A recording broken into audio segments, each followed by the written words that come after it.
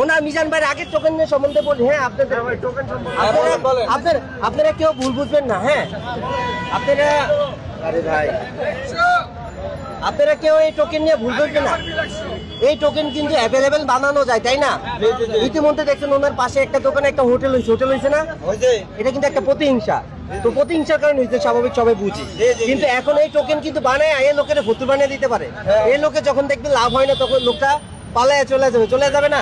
তো আমি ভাই চিন্তা করছি, যেটা আপনারা এরকম চিন্তা করতে পারেন, ওনাকে টোকেন বানিয়ে দিলাম, ওনার ছবি দিয়া টোকেন বানিয়ে দিলাম। হয়তো অনেকে বলতে পারেন যে মিজান ভাই চালাক হয়ে গেছে।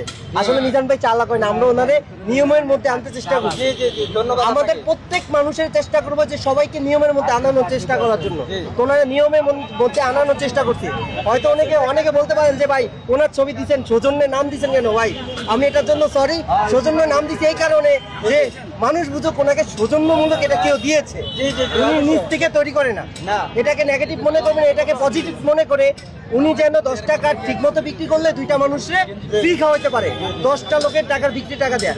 সেই জন্য মূলত ওনাকে এই কার্ডটা গিফট করা। মিজান ভাই, এই কার্ডটা আপনার কাছে কেমন লাগছে? সত্যি করে বলেন। ভালো লাগছে ভাই। এই কার্ডটা কিন্তু মূলত আপনার কাছে অনেকে কিন্তু ভাওতাবাজি করে ওই কাগজে, আপনি তো সরল সোজা মানুষ, কাগজে ঠিক আছে, এই যে দেখছেন এই মানুষটার কথা দেখছেন আসলে